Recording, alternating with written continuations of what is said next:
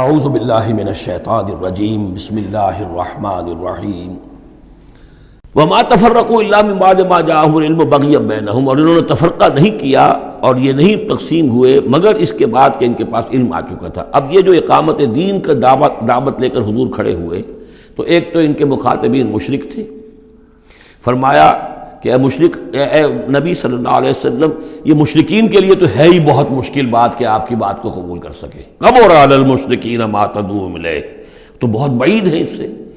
البتہ آپ کو اگر یہ خیال ہو کہ یہ اہل کتاب جو ہیں یہ تو واقف ہیں اللہ سے، کتاب سے، تورات سے، انجیل سے، اور یہ تو قیامت کو بھی مانتے ہیں، فرشتوں کو مانتے ہیں، سب کچھ مانتے ہیں، یہ تو آسانی سے مان لیں گے، یہ بھی امید نہ رکھیے آپ۔ یہاں حضور کو بتایا جا رہا ہے کہ آپ ایسی توقعات نہ رکھیں،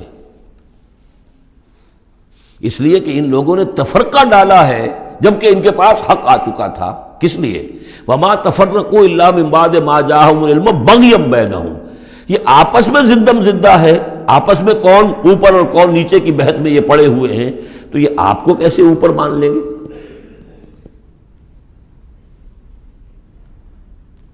آپ کا قبلہ کیسے مان لیں گے؟ یہ ایک دوسرے کا قبلہ نہیں مانتے، یروشلم دونوں کا قبلہ ہے لیکن ایک نے شرقی کر لیا، ایک نے غربی کر لیا۔ جب اہل کتاب جو ہے آپس میں جھگڑ رہے ہیں، لڑ رہے ہیں، وَهُمْ يَتْلُونَ الْكِتَابَ، اور جبکہ وہ پڑھ رہے ہیں ایک ہی کتاب۔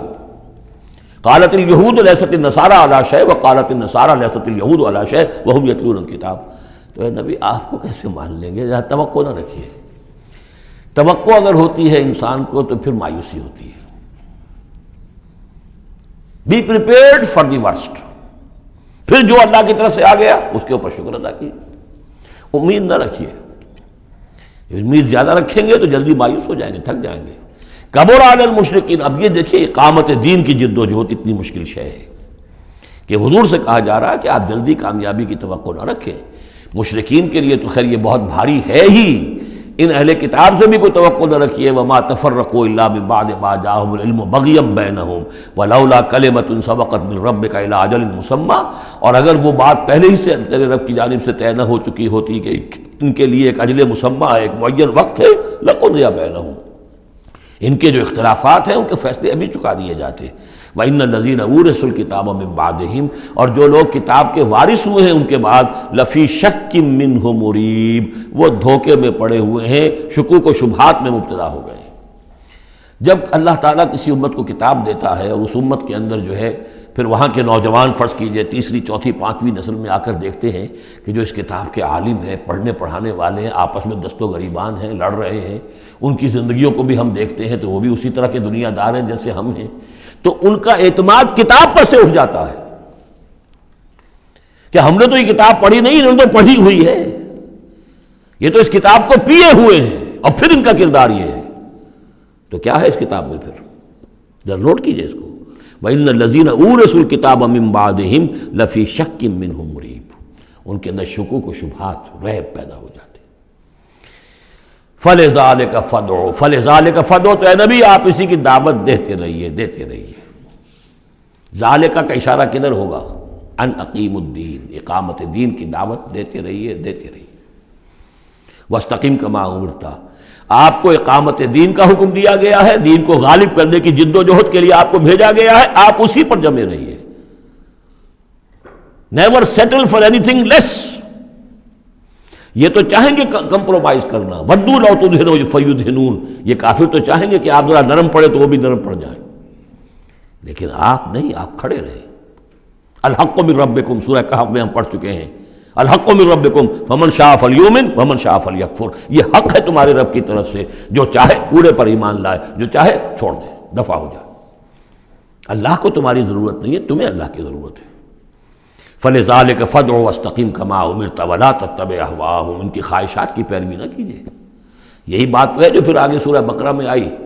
آگے اس لیے کہہ رہا ہوں کہ نازل تو بعد میں ہوگی نا، ابھی 5-6 سال کے بعد نازل ہوگی سورہ بقرہ۔ لن ترضى عنك اليهود ولا النصارى حتى تتبع ملتهم، اے نبی یہودی اور نصرانی آپ سے راضی نہیں ہوں گے جب تک کہ آپ ان کی پیروی نہ کریں۔ وہ تو کہیں گے ہمارے پیچھے چلو،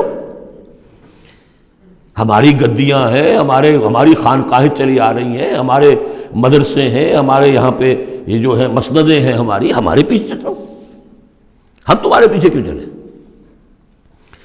بڑی اہم ہے یہ 3 آیتیں، بڑی اہم ہے، بڑی اہم ہے۔ شرع لکم من الدین سے شروع ہو کر اور یہ 15ویں آیت، ان فلذلک فادع واستقم کما امرت ولا تتبع اهواءهم وقل آمنت بما انزل اللہ من کتاب، اور کہہ دیجئے کہ میرا ایمان تو ہے اس کتاب پر جو اللہ نے نازل کی ہے۔ یہ گویا کہ خلاصہ آ گیا یہ سورہ حامیم سجدہ کا، وہ کتاب 6 دفعہ جو کتاب کا ذکر اس میں آیا ہے، اس کی دعوت ہے تو اس کتاب کے ذریعے سے، استقامت ہے تو اس کتاب کو پڑھنے سے استقامت ہوگی۔ اتل ما اوحی الیک من کتاب ربک واقم الصلاۃ ان الصلاۃ تنہی عن الفحشاء والمنکر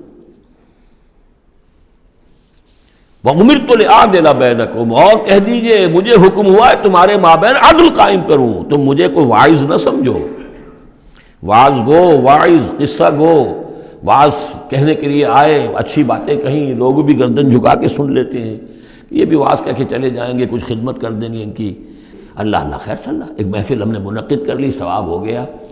حضور نے فرمایا مجھے حکم ہوا ہے عدل قائم کروں، جیسے کہ حضرت ابو بکر نے کہا تھا، لوگوں جب بیعت خلافت ہوئی ہے تم میں سے ہر کمزور میرے نزدیک قوی ہوگا جب تک کہ اسے اس کا حق دلوا نہ دوں، اور ہر قوی ضعیف ہوگا جب تک کہ اسے حق وصول نہ کروں۔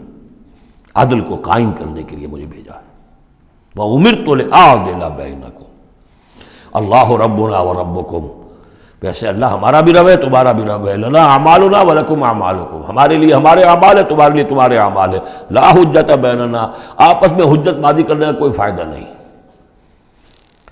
اللہ یجمع بیننا، اللہ ہمیں جمع کر دے گا، یا تو اس دنیا میں جمع کر دے گا۔ یہ ان لوگوں سے بات کہی جا رہی ہے جو کچھ نسبتاً قریب ہوتے ہیں، تو کہتے ہیں نہیں اس طرح نہ کرو، اس طرح کر لو، مقصد تو تمہارا ٹھیک ہے، طریقہ کار یہ نہیں، یوں کرو۔ کہیے بھائی دیکھیے ہمارے سامنے جو طریقہ کار ہے ہم اس پر کام کر رہے ہیں، ہمیں وہی صحیح معلوم ہو رہا ہے، آپ کو کوئی اور اچھا لگتا ہے آپ اس پر کام کیجیے، اس میں حجت بازی کیا ضرورت ہے؟ آپ بھی مخلص ہیں ہم بھی مخلص ہیں، مقصد ہمارا ایک ہے، آج نہیں تو کل جمع ہو جائیں گے۔ یا آپ پر واضح ہو جائے گا کہ ہمارا طریقہ کار غلط تھا، یا ہم پر واضح ہو جائے گا کہ ہم نے جسے صحیح سمجھا تھا وہ غلط تھا، جڑ جائیں گے۔ جب تک آپ سمجھ رہے ہیں کہ آپ کا طریقہ کار صحیح ہے، ہم سمجھتے ہیں کہ ہمارا طریقہ کار صحیح ہے، آپ اس پر عمل کیجیے، ہم اس پر عمل کریں گے۔ اللہ ربنا وربکم لنا اعمالنا ولکم اعمالکم لا حجت بیننا وبینکم اللہ یجمع بیننا، اللہ ہمیں جمع کر دے گا، آج نہیں تو کل، کل نہیں تو پرسوں۔ جیسے منی سے چلتے ہیں قافلے، لاکھوں قافلے ہوتے ہیں جو چلتے ہیں، اور وہ 8 9 10 سڑکیں ہیں، سڑکیں کیا ہیں، وہ سب کے سب فٹ بال کے گراؤنڈز ہیں، چل رہے ہیں قافلے، لیکن سب سڑکیں جو ہیں وہ کنورج کر رہی ہیں عرفات پر۔ جیسے جیسے قافلے بڑھ رہے ہیں وہ سڑکوں کے مابین فاصلے کم ہو رہے ہیں۔ تو اگر تو ہماری منزل واقعی اقامت دین ہے تو چاہے ہم اس سڑک سے آ رہے ہیں چاہے اس سڑک سے آ رہے ہیں، آگے پہنچ جائیں گے۔ اللہ یجمع بیننا، میدان عرفات میں تو ہم جمع ہو جائیں گے نا۔ اور بالفرض اگر دنیا میں ہم جمع نہ ہوئے، الیہ المصیر، ایک دن تو آنا ہے نا قیامت کا، جب اللہ کی طرف اللہ کی عدالت میں کھڑے ہوں گے، وہاں تو ایک جگہ ہوں گے کہ نہیں؟ وہاں دودھ کا دودھ پانی کا پانی علیحدہ ہو جائے گا۔ والذین یحاجون فی اللہ من بعد ما استجیب لہ حجتہم داحضۃ عند ربہم، اور وہ لوگ جو اللہ کے بارے میں حجت بازی ہی میں لگے رہے اس کے بعد بھی کہ بہت سے لوگوں نے اس کی دعوت پر لبیک کہہ دی ہے، یعنی السابقون الاولون میدان میں آ گئے ہیں، اور اب تو انتظار ہے کہ والذین تبعوہم بإحسان، اب لوگ آئیں، جوق در جوق آئیں، فوج در فوج آئیں، لیکن جو لوگ اب بھی کھڑے ہوئے حجت بازی کر رہے ہیں، حجتہم داحضۃ عند ربہم، ان کی حجت بازی ان کے رب کے نزدیک بالکل پسپا ہے، پادر ہوا ہے، اس کی کوئی حیثیت ہی نہیں۔ وعلیہم غضب، اور ان پر اللہ کا غضب ہے، ولہم عذاب شدید، اور ان کے لیے سخت عذاب ہے۔ صدق اللہ العظیم۔